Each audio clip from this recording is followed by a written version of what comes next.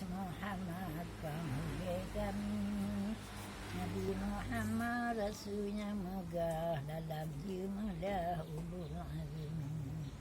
Bagi Tuhanku rahmat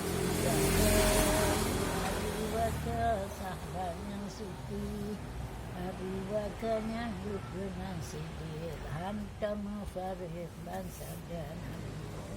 Watabat ijam kulit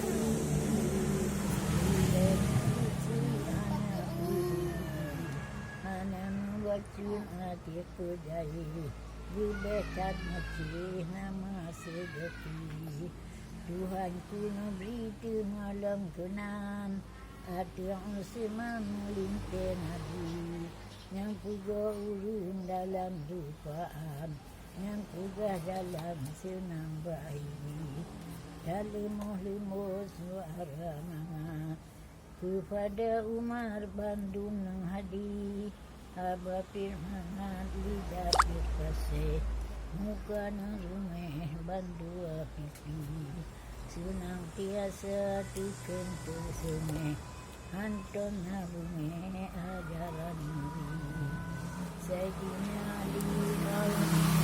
Sayyidina Umar jasa tatungang waqatulam tang hadu sakti hanton na talu maningkan menang pudung tat panjang kapin tadi.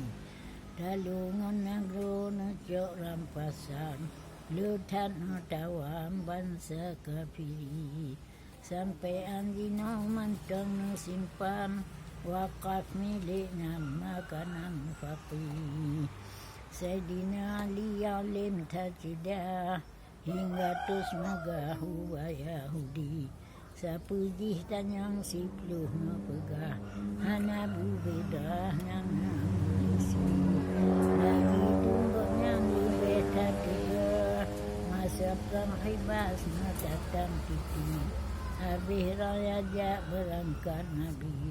Sayyidina Ali buka suara, ya Rasulullah jumpa pantas raya barullah mulut tehana. Atus anunya Hasan dan Husin, hati mak saja Fatimah Duri. Allah. Nenek luar biasa.